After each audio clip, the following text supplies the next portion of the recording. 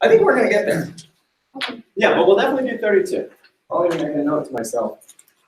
We'll sort of do that. You said 32? Oh. Okay, next. What? Oh yeah, how do you evaluate that limit? Who remembers? Just go step by step. Well, yeah, step. What is the step? First one from the left, and then one from the right. And if they match, then it just. Absolutely, that is true. The limit only exists if, as you approach from the right of 6 and the left of 6, they are both approaching the same number, and there's a point there. Yeah. So let's look at the graph real quick.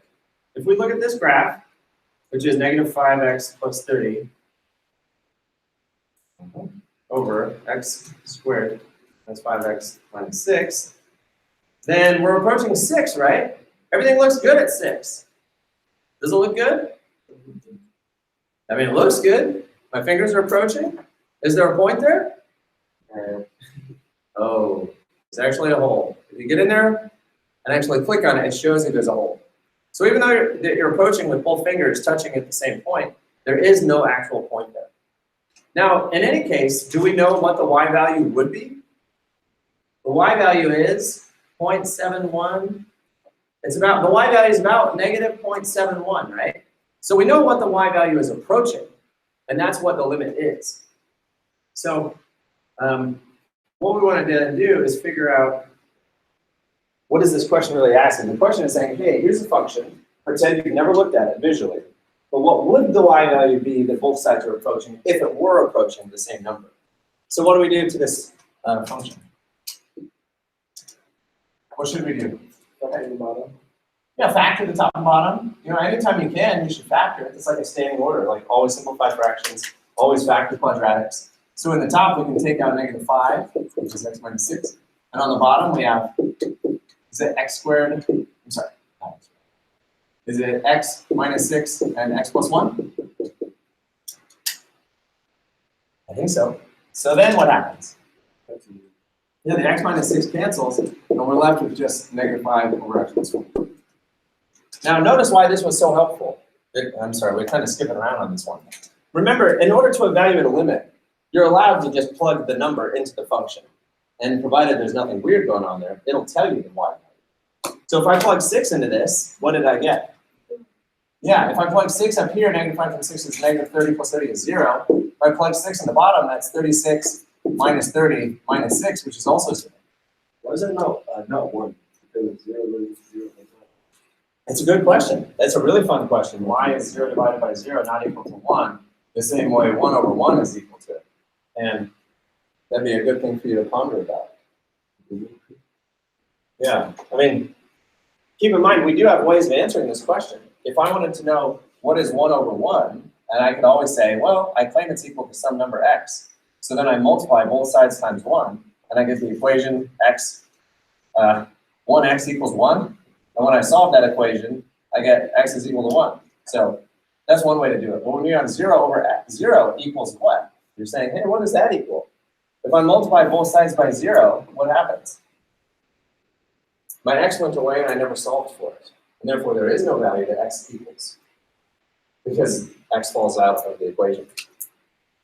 Okay, so the point is, we were not able to plug 6 in directly because it gave us 0 over 0, which is neither D and E nor undefined. It's indeterminate. Isn't it weird that mathematics has so many different ways of saying things don't work? That's surprising. Okay, so we couldn't just plug in 6, so we had to factor and cancel. And notice, these factors are the very factors that we could not plug 6 into. Because if I plug 6 here, 6 minus 6 is 0. If I plug 6 here, that's also 0. And that gave us the 0 out of 0 that we had to avoid. But by getting rid of the x minus 6, we now have this, and we can plug 6 in directly. And we get negative 5 over 7, which is some decimal. So what we just did there was our workaround. That was a workaround to find out the limit of that expression, which was y equals negative 5/7. Yeah, there we go. So the function is indeed approaching negative 5/7, even though there's no actual point there. You don't actually need a point there for the limit to exist.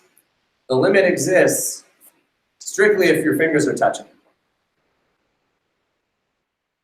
Is that clear, the difference what we're saying? For the limit to exist, your fingers just have to touch. And then where they're touching is the boundary. But for a function to be continuous, not only do your fingers have to touch, but there also has to be a point there. So that's the difference between a limit existing and actually being continuous. Okay. Well,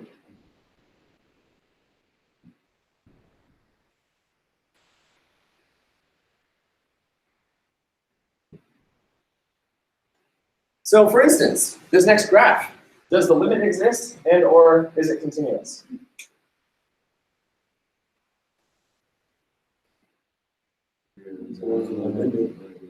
Yeah, the limit does exist. So that's just, you can have the limit existing so long as your fingers touch. So the limit is for sure -1. If we were to ask the question, what is the limit as x approaches 2 of this function? The answer would definitely be -1. So that's true. The limit exists, but is it continuous? No. And these are the 3 criteria for continuity. To be continuous, yes, the limit has to exist. And we've already shown that that limit does exist. However, is there a point there? No. So f of a is not defined. There's no point. Which reminds me of a joke about geometry. Have you heard this one? Life without geometry is pointless. Okay, so therefore, this one is not defined. F of a is not defined. There's no point. The limit did exist, and the limit, since there is no point there, there's literally no value to put there. I have a question. Yeah. Why is that third rule part of the list? Because if one of the other 2 rules are not true, then the third one is not true. What if the point did exist, but somewhere else? Well, then limit is not saying as, oh. Yeah, the limit is merely by virtue if your fingers touch. So long as your fingers are touching, that's the limit exists. And then the fact that there is a point that exists up here, then that would still be true. F of a is defined, meaning if I plug 2 into the function, it calculates a value, right, input, output. Whereas saying that the limit of where my fingers touch is the same as where the point is, that's the third criteria. So like right here, yes, there's a point, f of a is defined. Yes, the limit's defined because my fingers are touching. But no, my fingers are not touching at the output that exists. Yeah, so that's why you need all 3. Okay. What do you think? What do you think, folks? Is this helpful to be going back kind of and rethinking all these things? Because honestly, your brain has been marinating in brain juice for 4 months, and looking at it again now, hopefully it's like, oh yeah, I remember the first time we talked about this and it was super weird, but now it's less super weird. Now it's just weird. All right. And here we are already back to normal things that we just did yesterday. So consider the function. The derivative is positive on which intervals, and the derivative is negative on which intervals.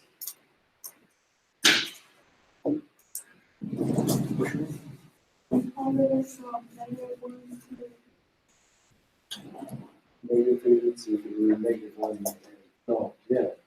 So when is the derivative positive, first of all? What does that mean, the derivative is positive? Yeah. That part of the graph, the derivative is positive because the derivative means slope, and that's the only part of the graph where the slope is positive. So are we going from -1 to 1 with a parenthesis, or -1 to 1 with a bracket? With the bracket. No, with the parentheses. Because it's not including, it's just. Yeah, do we want to include -1 and 1? What's the derivative at the bottom? The derivative is 0 and therefore not positive. Because 0, is 0 positive or is 0 negative? It's neither. 0 is neither positive nor negative. But one of my jokes is, I'm such an optimistic person, I prefer to think of 0 as positive. But really, it's neutral. Okay, so that's the answer. Right? Just with parentheses. And then it's negative. This derivative is negative over here, and then again over here. So what would that interval notation look like? Yeah, negative infinity, -1, union from 1 to infinity. What is interval notation anyway? Right, it denotes the intervals.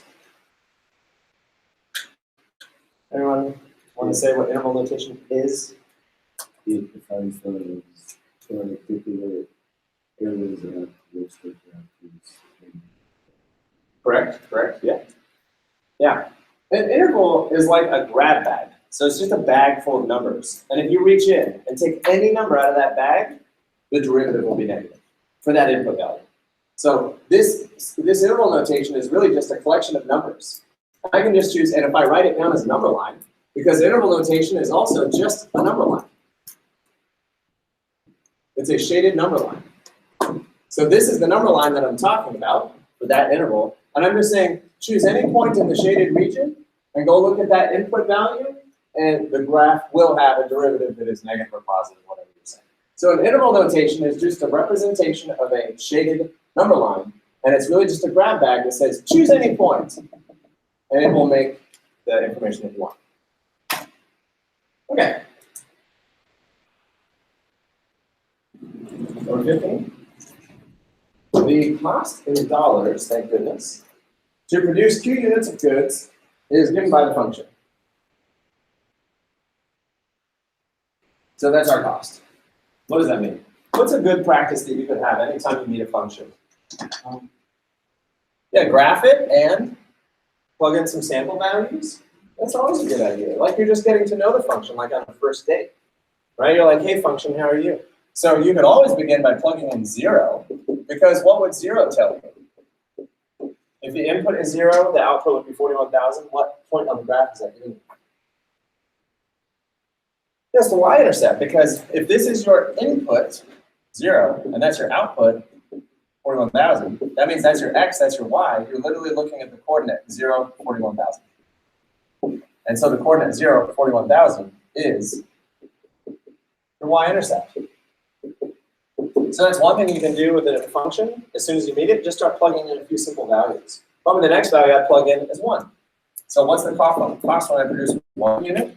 That'd be 5.8 plus 41,000, which is $41,005.80. So where would that be? If I go over to 1 now, it's just barely up, right? And that gives me the rest of my graph. Yeah, that would be a good practice. Anytime you meet a graph, take a moment and get to know the graph. So now what do we want to know? The cost of the 9,401st item. And it says use the traditional method and the calculus method. So what is the traditional method? If you want to know just the cost of the 9,401st item, what are you actually computing? Is that an answer? Yeah, you're going to find the cost of all 9,401 items, but then also find the cost of just 9,400 items. And if you subtract, you're taking away all the cost of the 9,400 items, and you're finally only looking at the cost of the 9,401st item. And so that right there tells you the cost of the 9,401st item only.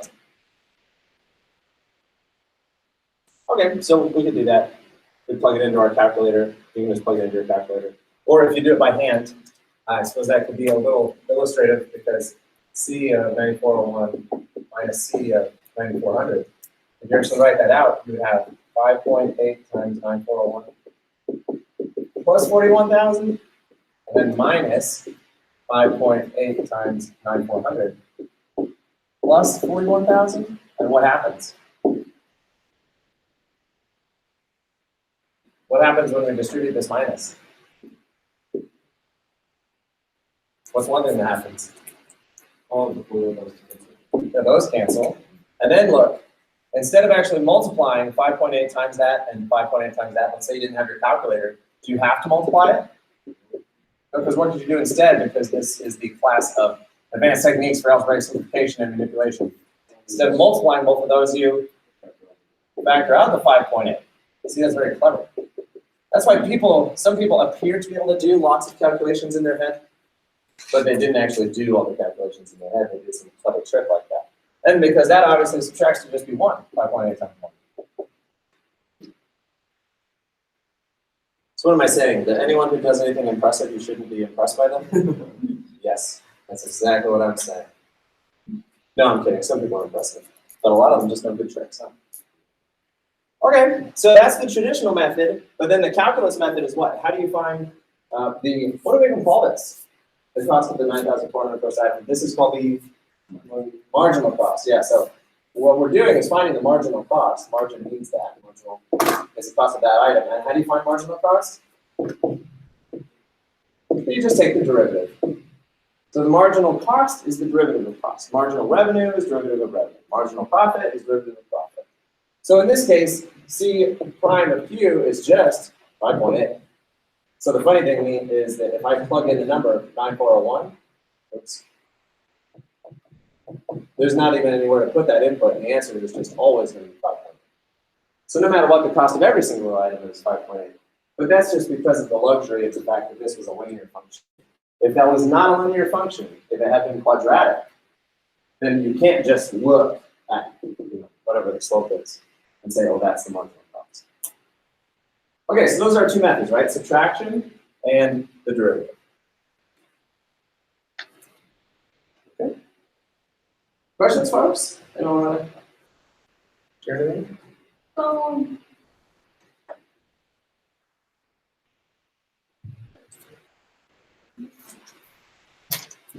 What's that, Rosa? yeah.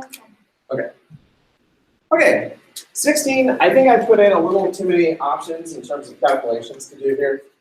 I'm just going to ask a particular question, because my instructions, I think, are a little weird. I should have fixed those.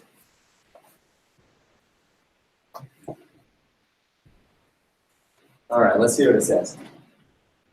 Oh, well, maybe we can do all of it. Because my questions are the regular and marginal revenue from selling the 228th item. A lot is wrong with the verbiage here. First of all, is it the 228th item? 228th, right? So that should be TH.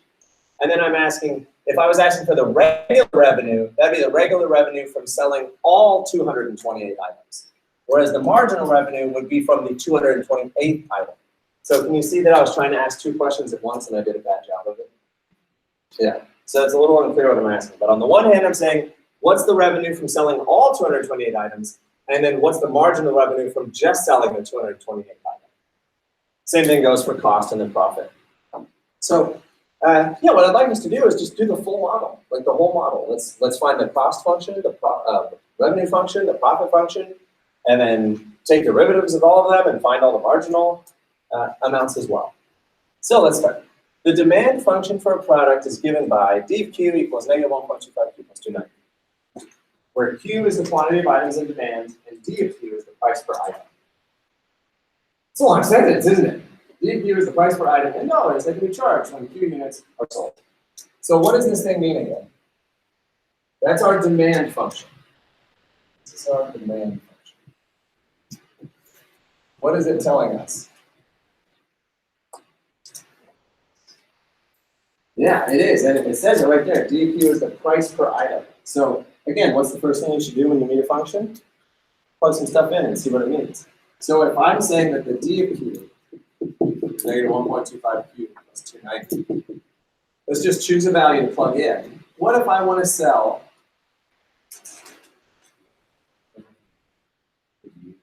I was going to say something easy, like 100. Let's say I want to sell 100 items. Now, what does that mean? When you have a demand function, remember, you have the mind of God, right? So you're saying, I want to sell exactly 100 items. I want 100 people to show up from society, come out of their homes and come to my store and buy 100 items. I don't want to sell 90 items because then I have 10 left on the shelf. And I don't want 110 people to show up because then I have to turn some of the away and they're upset with me for not having enough products for that. I want exactly 100 people to show up. So with the mind of God, I use this function and I figure out exactly the right price to charge. So what is the right price? That'd be negative 1.25 times 100 plus 290, which is negative 125 plus 290, which is 165. So this is what the demand function said. If I advertise my price to be 165, exactly 100 people are going to be interested and come show up at my door. What if I charge 170?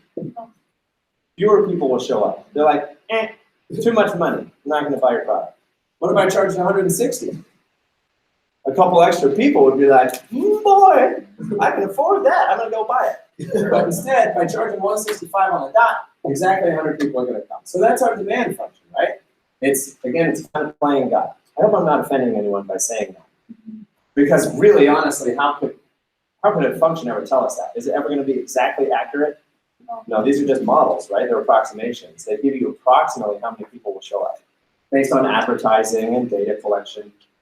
You know, it's doing its best. Okay, so then let's keep reading. Suppose the fixed costs of production are $6,000 and the variable costs are $5 per item. And if 228 items are produced and sold, find the following.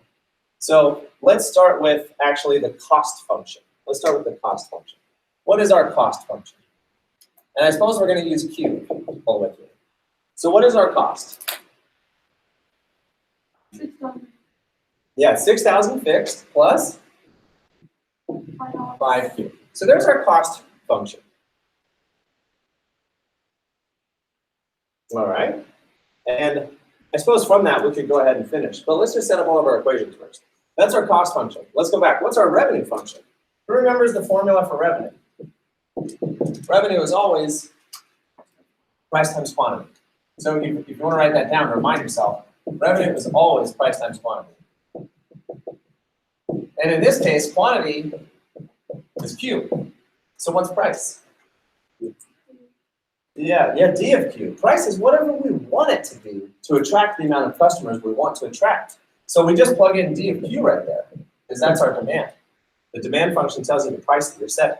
So now we can go ahead and substitute in negative 1.25 Q plus 290 times Q, and then distribute, and I get negative 1.25 Q squared plus 290 Q. So that's our revenue.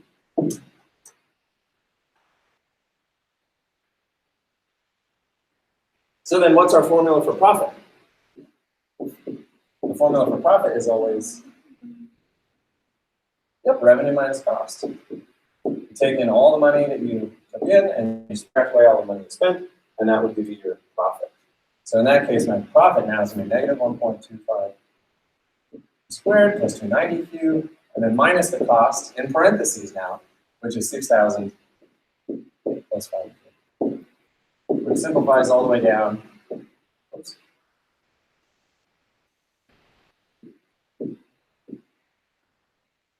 Hmm. 290Q minus 5Q, so plus 285Q.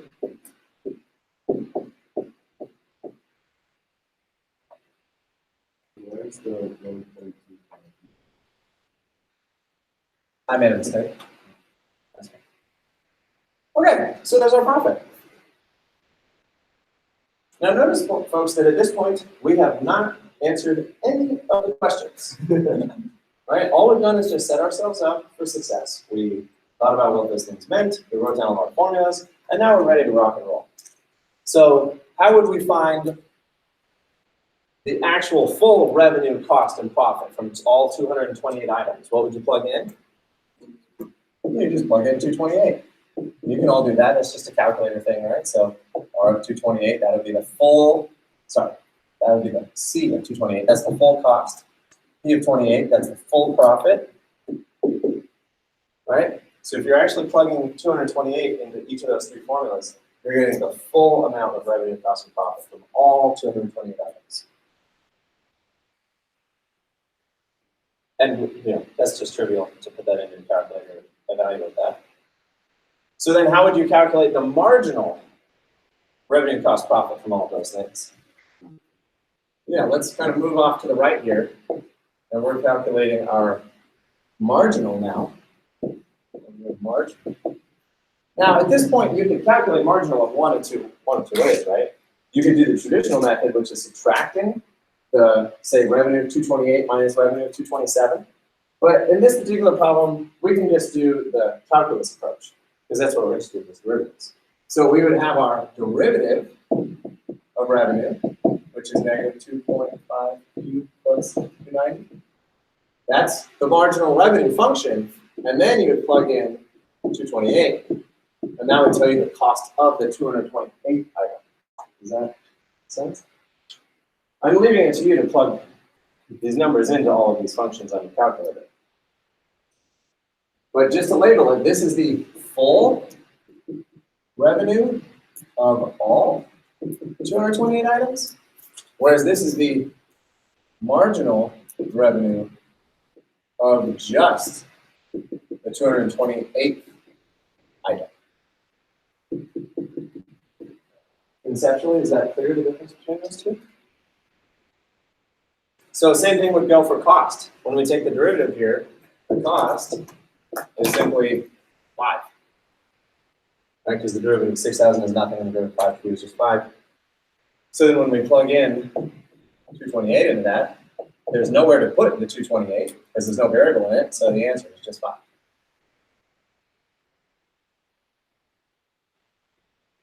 And likewise, our derivative of profit, p prime, would be negative 2.5 plus 285.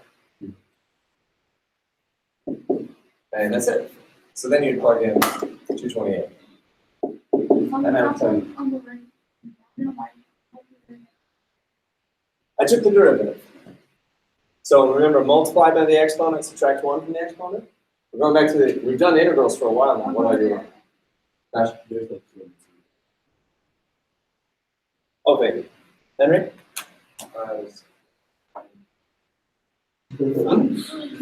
Oh, you were, okay. Okay, well, that's that whole problem, folks. Again, I realize we didn't finish plugging in all the numbers to actually see what the numbers are, but I hope that just setting it up like that, you see that this is really like a 3-phase problem. What's phase 1? You have to come up with all of your functions. There you go, come up with all your functions.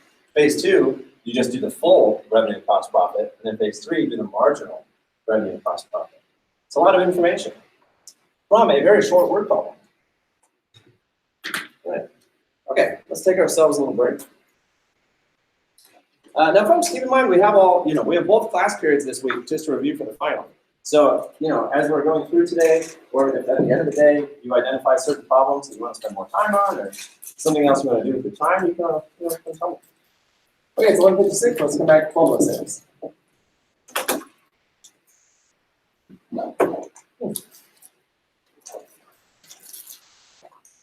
Hello, this is JW.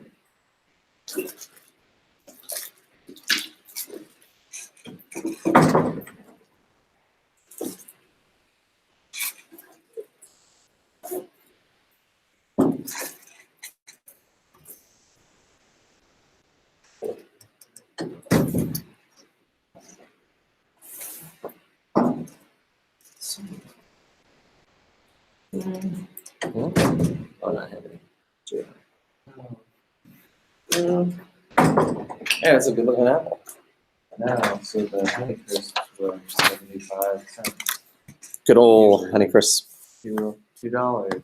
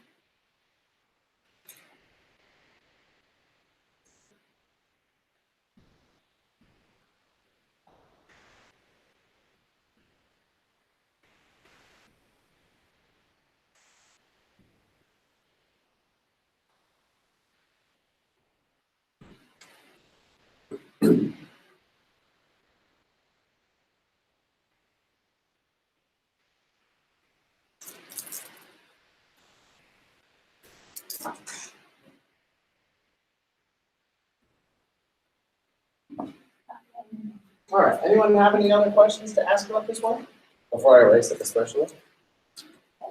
Otherwise, we'll keep moving along. Okay. I think the next few problems are just standard review of derivatives. And what would be a good thing for you to do in terms of practicing these derivatives? What's the question? What would be a good thing? What would be a good way for you to practice all this? Like all these questions from the practice final, we're filling it out right now. You've got it written down on your paper. Well, what else could you do to practice? What's that? Yeah, you can always go back to the original packets and look at those. What else could you do? Yeah, do them again. You can go online and print out a copy of these notes so that you could just go through and do it all again from scratch. Try to do it without looking. Would be another good thing to do. What? Yeah. So if you go in, oh, sorry, 1 second. If you go to more, we'll see that this practice final is right here. Practice midterm final, and that's it. Practice final. Yeah, this is from chapter 2, and then this is chapter 3. So right now we're in the chapter 2 section, and we didn't do chapter 1, so you can skip down a little bit. Here we go. You'll get down, and eventually there's problems. Get to where we are. Oh yeah, like that one we just did a second ago. Anyway, the key thing is I don't necessarily have these in the same order on the paper as they are in here. But if you just click through this list, even better, you can go down to print version. And then instead of having to click through, you can just scroll. So you scroll past all the questions that we didn't do from chapter 1, and you can find the questions on this practice final. And then it's right there. You can look at it. You can try it. Again, we just did that limit problem. We just did that continuity problem. We just did this derivative problem. We just did this cost problem. We just did all this revenue and cost problem. And now they're about to review all of these derivatives. So if you go back to before I clicked print version and just go to those problems, then not only can you try it and plug in your answer and see if it's right, but you can watch the video as well. So, provided that time is not an issue, which I realize time is an issue. All of us only have so much time that we can devote to studying. But when you go home with this packet, which we will fill out together, you can always go online to the practice test and watch the video again. So you can see somebody else solve it. And you can type in your answer and see if it's right. And let's see, 36 x to the third minus 18 squared. And whether you get it right or wrong, oh my gosh, I get it wrong. What did I do wrong? 36 to the third minus 18x to the I. There we go. Other than clicking the video, you can always email me about it, or you can post it to everybody so that when I answer, everybody gets to see the answer. So just remember that this practice final, you can go online and look at more problems just like it. Okay. So, what's the first derivative there? Who would like to do it? That's one, go ahead. What's the first one there? It's f prime equals what? How do you do the power rule? You multiply it by the exponent and then subtract 1. Yeah, negative 50 x to the multiply then subtract 1. 9. Okay, and then multiply by the exponent. 45 x to the third. Make it. Okay, so there's the first derivative. Who wants to tackle the second one? Here we have the derivative of 2 natural log of x. Who wants to do that? Sarah? Who wants to do it? What's the derivative of natural log? Yeah, 1 over the argument.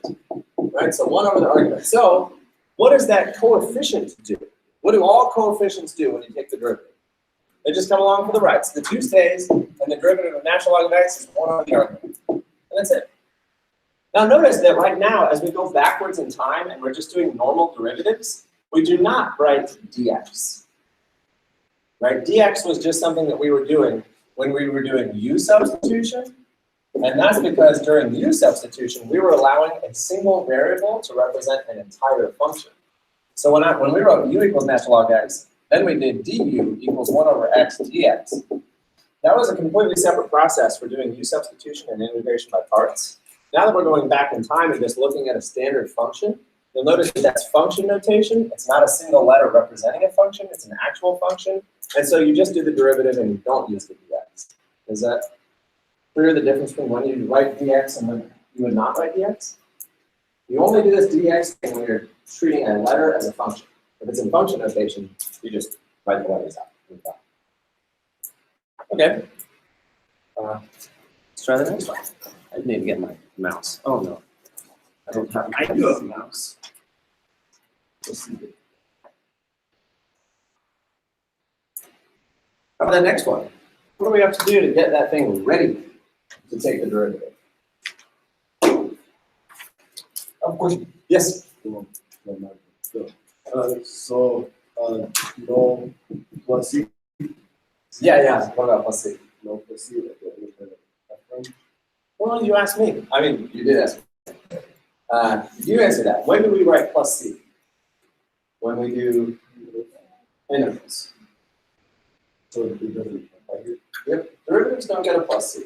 Derivatives are unique. When you take the derivative, there's only one. Oh, But when you take the integral, there are infinitely many that have the same slope.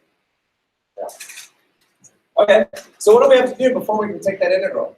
I'm sorry, derivative. What do we have to do before we can take that derivative? Yeah, derivative form, which is a base with an exponent. So the square root of x is really x to the 1/2. And then minus 4 over x cubed is really minus 4x to the thing. So that's just writing things in, I like that, writing things in derivative form. I've never heard that before, but yeah, you're writing it in a form which is easily derivatable. So again now, see, we're going back in time and taking derivatives. So you multiply, subtract 1. Multiply, subtract 1. Molly, do this one for us. Multiply and then subtract 1. Very good.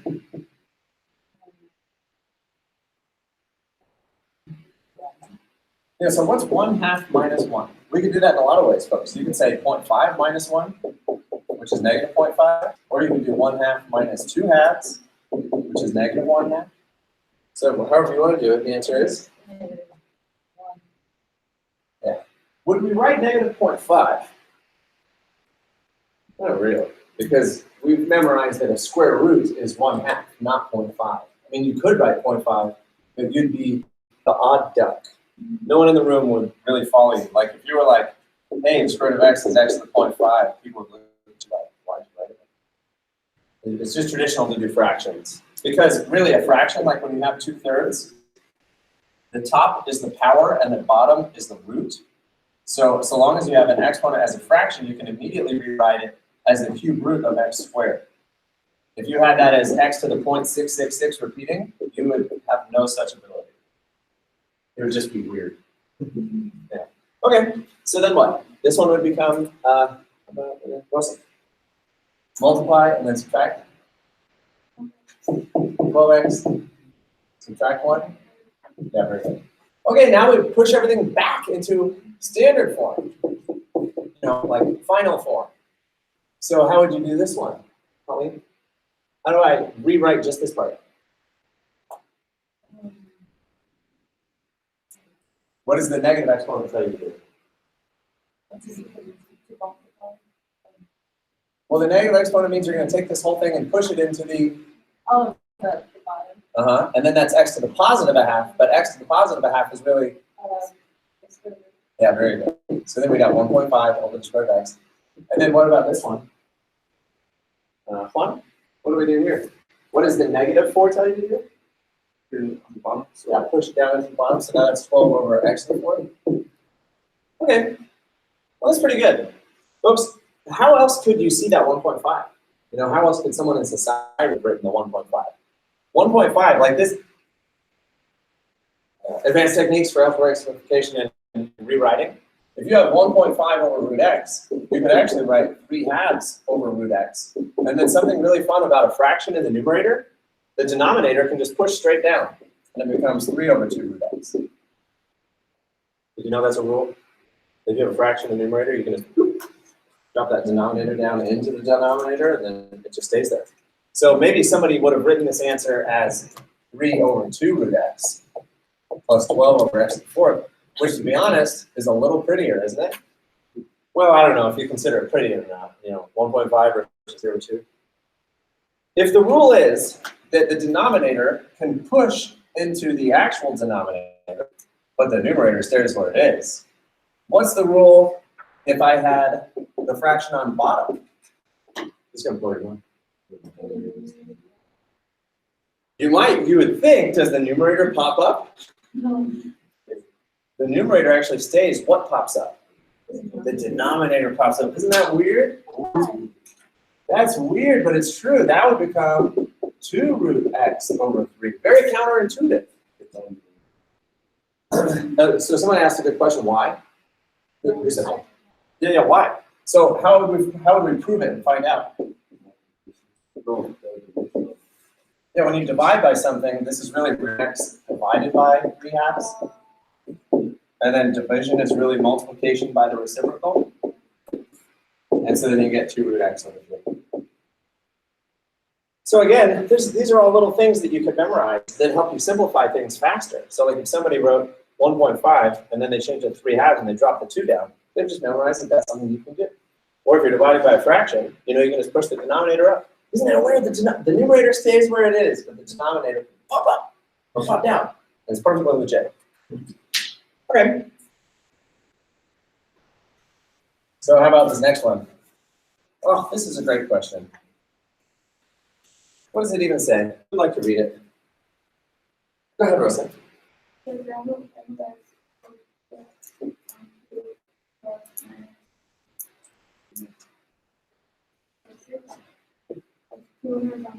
Step right there. I wish I had 2 horizontal tangents.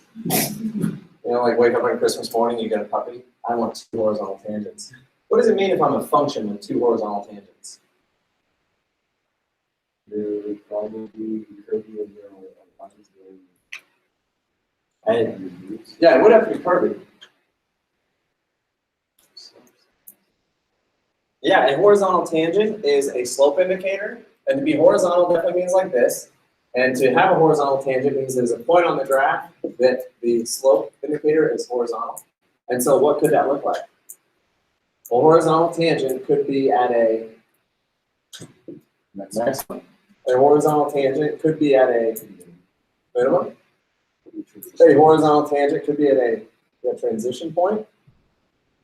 A horizontal tangent could be at a horizontal line. Yeah, exactly. So that's at least 4 different cases where you could have a horizontal tangent. And they say 2, so it's probably one of these 3, not that one. Because this has how many horizontal tangents? Infinitely. So we know that there's no part of the graph that continuously goes across. So we have 2 horizontal tangents. That's all we know so far. One occurs at a negative value of x. So somewhere over here, I've got a negative value of x. The other occurs at a positive value of x, somewhere over here.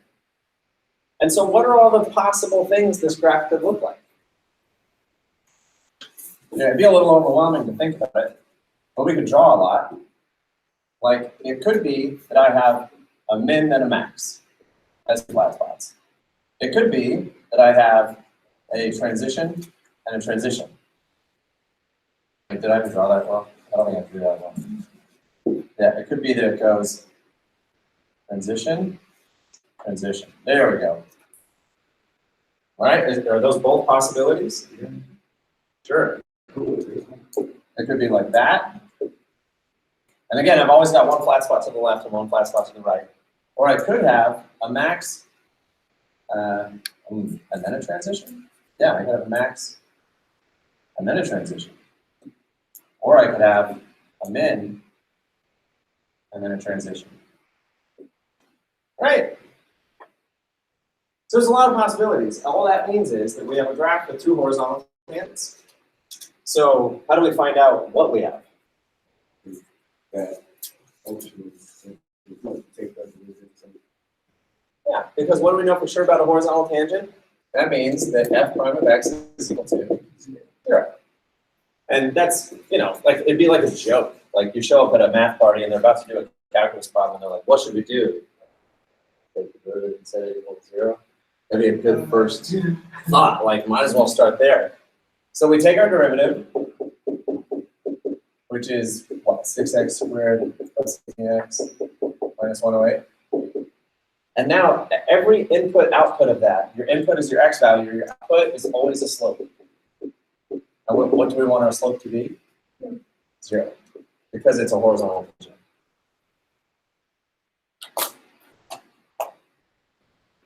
So then how do you solve that? Oh, I messed up in there. There's no x there. There we go. Yeah, that was a typo. Yeah, what do we do now? You know, we take a 6 out. That's pretty convenient. So instead of taking a 6 out, I'm just going to divide everything by 6. Because otherwise, I'd still have a 6 over here. Then I'd have to send it over anyway. So now we have x squared plus 3x minus 18. Is it 18? And then what do we do? Yeah, factor. Why do we bother factoring? zero. Yeah, the zero product. We need something times something to equal 0, and the product will only equal 0 if one of them or both of them is 0. They can't both be 0 simultaneously, can they? Can they both be 0 simultaneously? No. There's no single value. I mean, the only value that'll make this 0 is if it's -6, and the only value that'll make that 0 is 3. So they can't both be 0 simultaneously, but this could be -6, or this could be 3. And therefore, those two values will produce a graph with a slope of 0.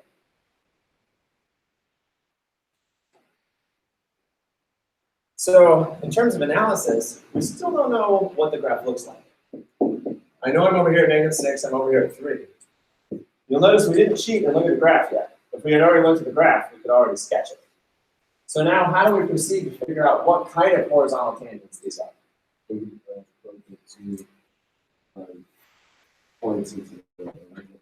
That's certainly true. We know that both of those have a slope of 0. If we plug it into the original function, that will actually give us the height or the y value. That'd be very helpful.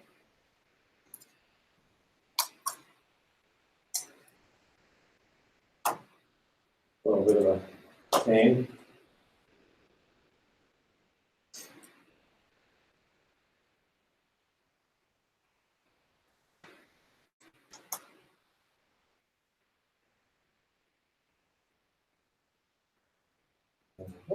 Did anyone get 546 for -6? Okay. 2 something. Okay, that is what I got.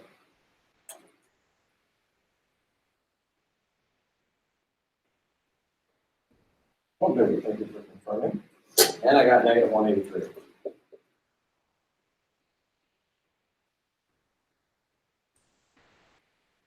So now we have,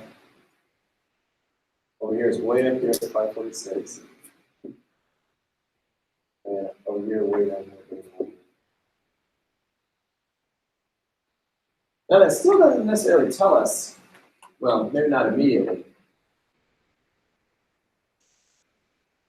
So how do we piece together what the rest of the graph must look like? You could take another derivative. Absolutely, you could take another derivative, and that would talk to you about concavity. It would tell you the concavity of those 2 points. Sure, we can do that. Let's do that. So let's take another derivative. So that'd be double prime, which is 12x plus 18. What's the best part about taking more and more derivatives? Yeah, the formulas get simpler and simpler, right? So now we're talking about concavity. And I'm not necessarily looking for points of 0 concavity. What do you call those points again? In points where the concavity is 0, we call those inflection points. Yeah. We're not necessarily looking for inflection points. We could look for an inflection point. And so if you did want an inflection point, you could say 12x plus 18 equals 0. That's where concavity is 0. And then get 12x equals negative 18, which is x equals negative 3/2 or negative 1.5. So apparently at negative 1.5, there's an inflection point. But unfortunately, I don't really know what that means or what that looks like yet, but we know there is one.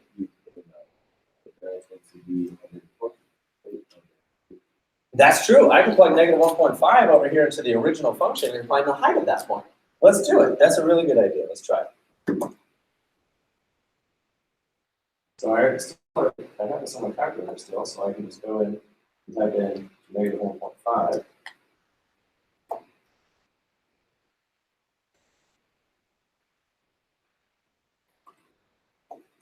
And that gave me 181.5. So it'd be up here somewhere.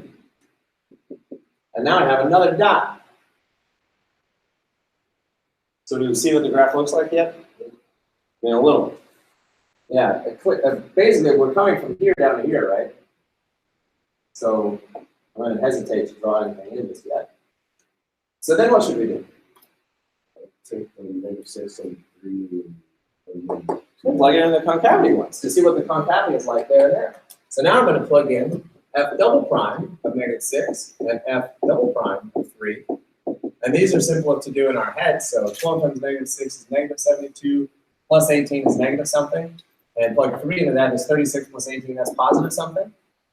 Don't even have to bother with the number. So now I know that at negative 6, the concavity is down. And at positive 3, the concavity is up. Now do I have enough information to sketch my curve? pretty good. Yeah, I think we're really in a good position now. I just started looking at the original function because it goes up to power 3, you know that it's a cubic. Exactly right. We knew that this was a cubic, so all cubics look like this. Or if it was a negative cubic, we would know it goes like this. It's a positive cubic and a negative cubic. So I'd say we're done. So we have that, and we go down here, and then up, and down. Now I'd like to suggest to you that we just did a particular method. And that method is get more information. Like what do we do at every point? Get more information. And in fact, that's how all problem solving happens. Like when you look at a problem and you're like, oh gee, I don't know what they want me to do. Just start writing things down. Write down more things, write down more things. Take the first derivative, take the second derivative. Get more information, write more things down. And if you just keep doing that, you're just baby stepping your way there. You can solve a problem by baby stepping your way, even though at no point did you really know what you were doing. I really want to challenge you to think about that. You can solve very, very complex problems in math and in your life without ever really knowing what you're doing, by just doing teeny little things along the way that take you towards a goal. Do you believe it? Yeah. And that, of course, is a metaphor for what humans have been doing on Earth for thousands of years. We don't really know what we're doing, but we just keep taking these little steps forward, right? Okay, well, that was fun. That's called curve sketching, everything we just did there. Oh, so we should finish the problem. It says find the location of the horizontal tangents. So what is the location of the horizontal tangents? Yeah, negative 6, 546, and 3, negative 1. Yeah, that would be your final answer, right? But what's an even better answer than just writing down 2 coordinates? This is the best answer, the graph. The graph is the best answer with your coordinates and labels. All right. I really hope that as we do all of this, things feel more clicked into place. Like, yeah, okay, I kind of remember this from before, now that makes a little more sense. You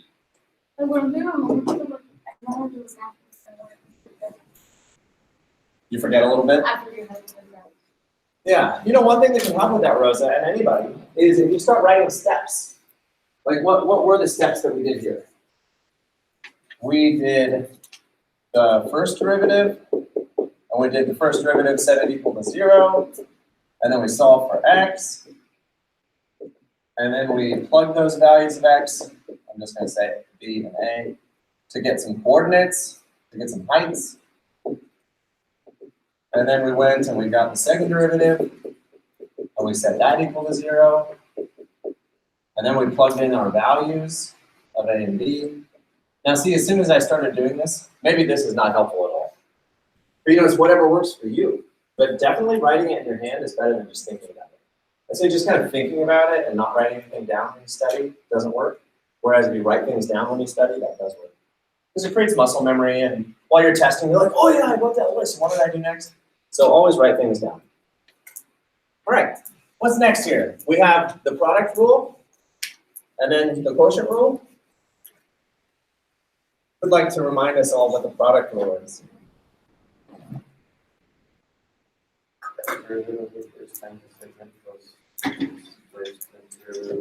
Yeah, exactly right. Derivative of the first times the second plus derivative of the second times the first. And perhaps everybody, this would be a good time to just write that down. So if I wanted to take d dx of f of x times g of x, right? This is another good thing, write down formulas. Even if they seem formulaic, writing them down can help remind you what they are. And then when you do a product rule, I think it's a good idea to always start by doing parenthesis, parenthesis, plus parenthesis, parenthesis, because that's the structure of the product rule. And then you'll do derivative of the first times the second plus derivative of the second times the first. Now notice, is there another way that you could write all this down? Like maybe it would work better for you to memorize it like this. What if you took the derivative of the product and you wrote f of x times g of x plus f of x times g of x, and then watch what I do. And then you go, hi-ya, hi-ya. Right? You just write down f of x times g of x twice, and then put the tick mark on the f and put the tick mark on the g. Is that still the product rule? Yeah. Yeah, it's still exactly the product rule. All I did was just change the order of those two. But you know, if that helps you memorize it, that the derivative of the product is the product plus the product, where the first one's the derivative and the second one's the derivative.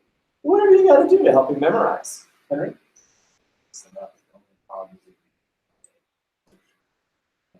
Right, the quotient one, you can't just mix it up. Why not? Because it's a minus. Yeah. Okay, so let's try it. We would like to do the product rule of this thing. So we're going to do the derivative. So I'm going to write f prime of t. And then it's going to be parenthesis, parenthesis, parenthesis, parenthesis.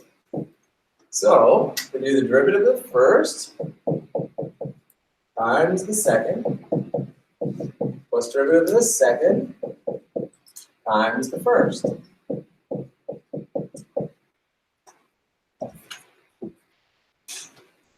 I do think that's helpful. I talk to myself a lot. They're probably all really good mathematicians or engineers or poets or anybody. Talk to themselves because that's the structure of how your brain works and how you think. Then what do we do?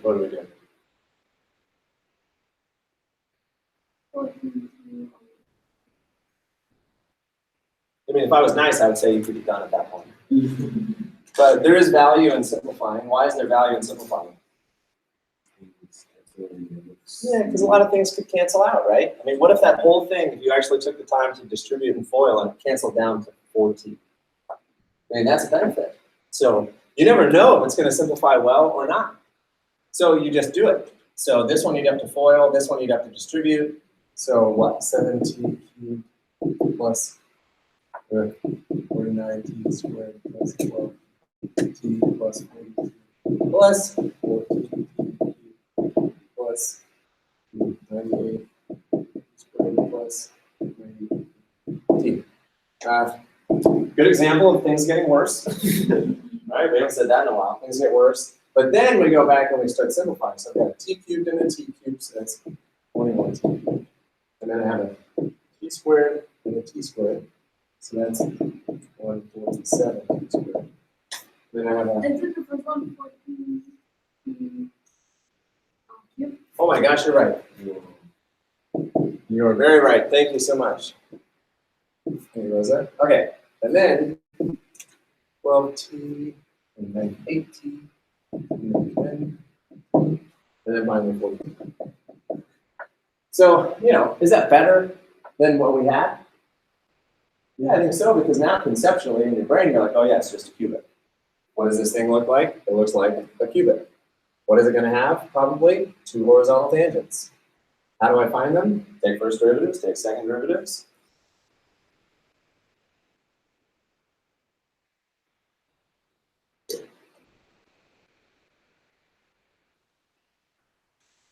have a question. Yeah.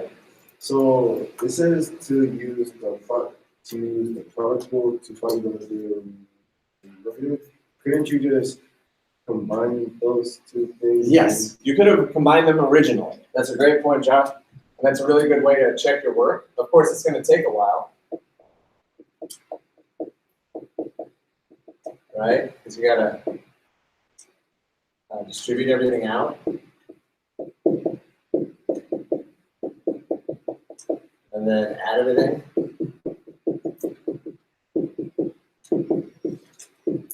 But this is what you're asking for, right? Yes. Yeah, there you go. So now you have a way to check your work. Now we take the derivative and we get 28t cubed plus 147 t squared plus 110 t plus 42. And did we get the same answer? Yeah, it's a really good point. Anytime you can solve a test problem in one of two ways, which way should you do? Both. Yeah, always do both. Okay, let's do one more product rule. Yeah, then we'll do, oh yeah, some chain rules. Oh yeah, there's the quotient rules. Okay. So, same thing. We're going to do the chain rule here. So you have parenthesis, parenthesis, plus parenthesis, parenthesis. So derivative of the first times the second, plus derivative of the second times the first.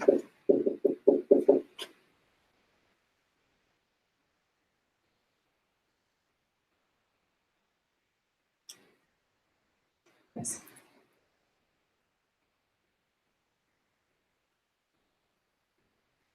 Nice. Now what do we do here that's clever?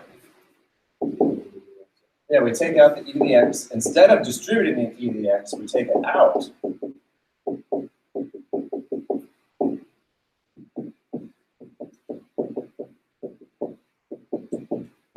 And end up that.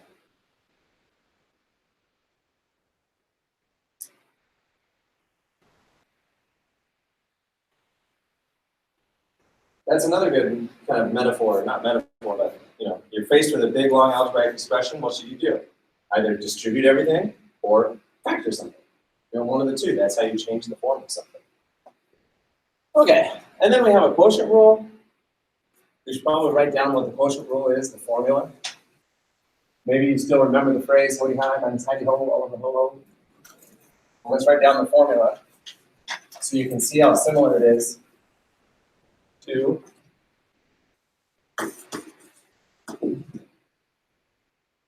dx. How similar it is to the product rule. So in this case, you still have parenthesis, parenthesis, minus parenthesis, parenthesis, all over parenthesis squared.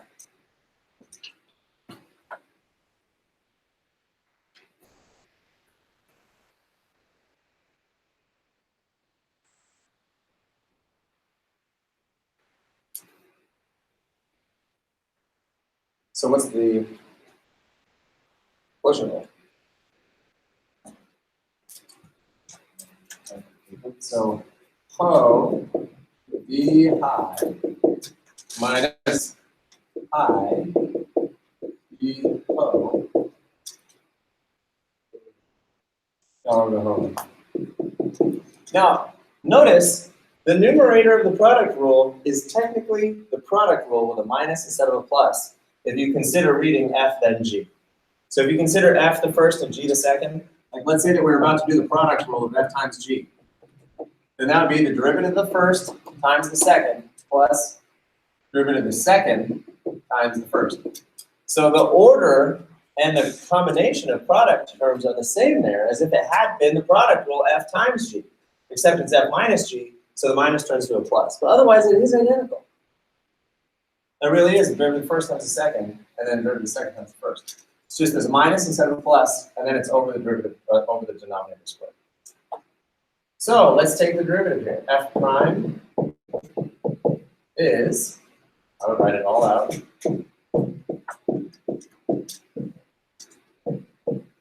So O B I minus I B O all over O.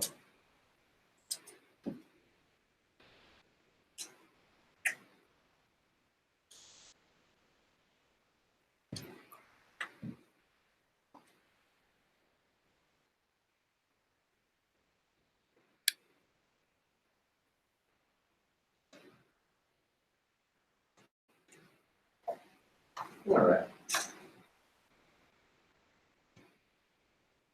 So what clever thing can we do to simplify? Again, you have one of two choices. You can either distribute or you can factor. What would be, is there anything to factor? I mean, that's probably what you want to ask yourself, because if there's something you can factor, do it. If there's nothing to factor, you're stuck with the need to distribute. Yeah, and you can factor out a 2x. Notice that things are a little messy when you factor out a 2x. So like out of that first one, so first I'm going to put my fraction and put a big old bracket around the top representing the entire thing. And I'm just bringing a 2x out. I'm going to leave all my parentheses in there. So that would have been the 2 plus x squared times just a negative 1 left, because I took out the 2x, but that leaves me a negative 1. And then minus the 2 minus x squared times just a 1. Maybe you feel that's a little formal. I think, Mr. G, I don't really feel the need to leave a 1 there. But the fact is, that's what's left, right? You take the 2x out from that term. Those terms both had a 1. And so it's really just beneficial for that negative that stays behind. So now what do? Yeah, now we do distribute. We got to distribute that negative 1, and then distribute this negative 1. That 1 is meaningless. So now we have 2x outside of negative 2 minus x squared minus 2 plus x squared all over plus x squared. It's really a great example of this whole advanced techniques for algebraic manipulation. Yeah, your x squareds cancel.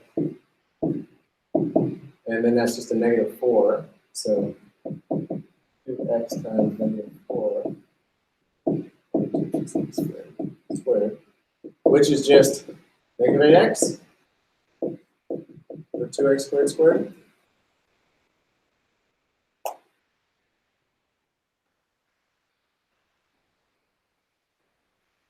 Is that what everyone else got? You don't distribute squared? Well, would you like to, folks? You could. You could go ahead and write down that instead. If you actually did FOIL or square the denominator, what do you think looks better? Leave the denominator squared or FOIL it out? Is there any further benefit from squaring it out? Like now, can we cancel anything top and bottom? No. So really, both of them are just fine. I don't think anyone will kick you out of a math party, depending on that choice. Although it'd be hilarious if you like took a real staunch stance on it, like no, you have to do one or the other, because it really doesn't matter. Okay, we have 5 more minutes. Let's do a couple chain rules. So, chain rule.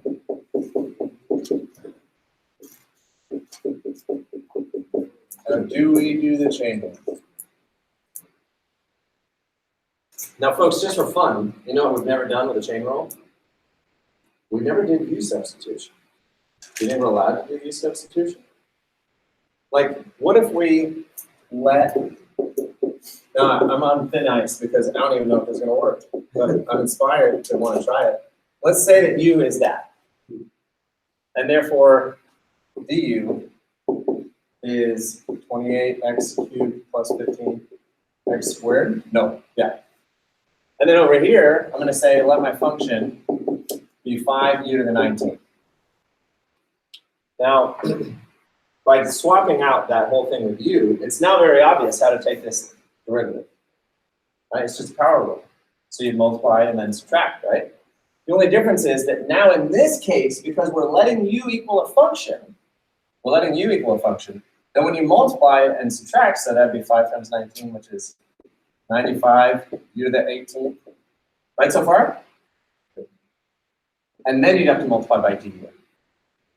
Because we're letting u represent a function. Anytime you let a letter represent an actual function, you do that. So now what we have is 95 u to the 18th, where u was actually 7x to the 4th plus 5x cubed, times du, which was 28x cubed plus 15x squared. Pretty much doing the same thing as the chain rule. I'm exactly doing the chain rule. It is literally the chain rule, right? So, and maybe you just want to check, is that the same answer I'd get if I did the chain rule? The chain rule, I do 19 times 5, leave the inside alone, and then multiply by the derivative of the inside. So, you know, it's just interesting to know that it's the same. Whichever way you want to think about it, it works the same. In any case, what's the actual chain rule? Take the derivative of the outside, leave the inside alone, and then multiply by the derivative of the inside.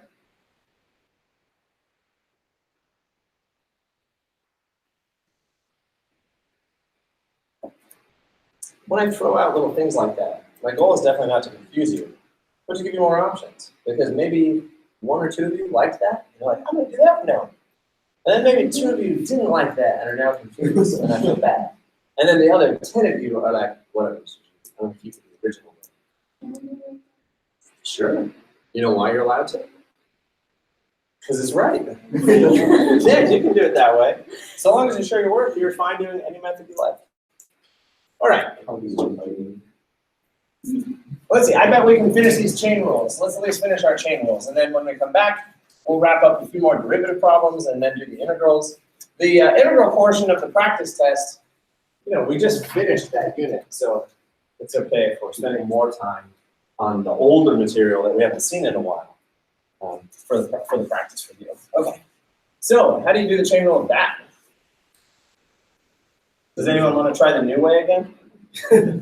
I'll tell you what, we'll do it both ways. So if you want to take the derivative of a natural log, first, so chain rule, take the derivative of the outside function. The derivative of the log is 1 over the argument. Leave the inside alone, which we did, because it's 1 over the argument, times the derivative of the inside, which would be 2x plus 8.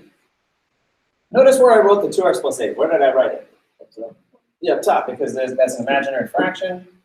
It's not imaginary, that is square root of -1. It's an invisible fraction. And then you can multiply straight across, and you have 2x plus 8 over x squared plus 8x. Is it factorable or simplifiable? Nothing multiplies to make 25 that adds to make 8, which is 5 times 5. And I suppose we could take a 2 out of the top. Yeah, it doesn't really add much to our understanding because it doesn't lead to any simplification. That's kind of a good question as to whether or not you have to do something. Like, does it take this anywhere better? No, then you can leave it as 2x plus 8. All right. So how about the next one, the derivative of 6e to the 6e to the 5x squared plus 3x. What's the outside function? E to the inside function. 5x squared plus 3x. What's the 6? It's just coefficient that's going to come along, right? So our derivative, 6 comes along. So the derivative of the outside function, the derivative of e to the is e to the. And you leave the inside alone. And then you multiply by the derivative of the inside, which is what, 10x plus 3? Now, that 10x plus 3, is that written very well right now? I really should put parentheses around it, right? I wouldn't want my audience to think that I'm only multiplying by 10x and then plus 3 is just some random thing happening at the end. And then what could I do to make this look even better? Yeah, I could distribute the 6 so that I'd have 60x plus 18 e to the 5x squared plus 3x. But still, what should I do? Better put parentheses, because otherwise they'll think it's 60x plus 18 e to the, but it's got to be this whole thing times e.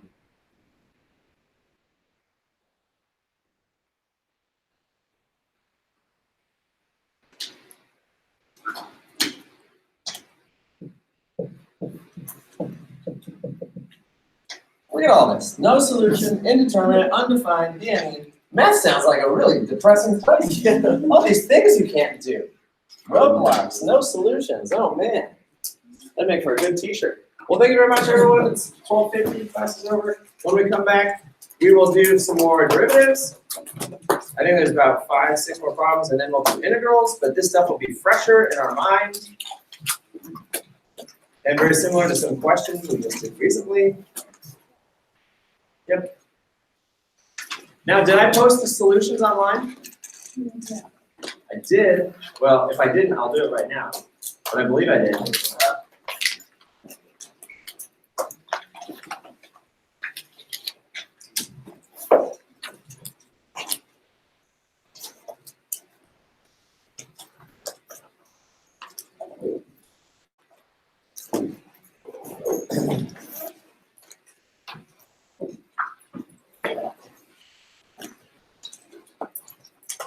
See you. See ya.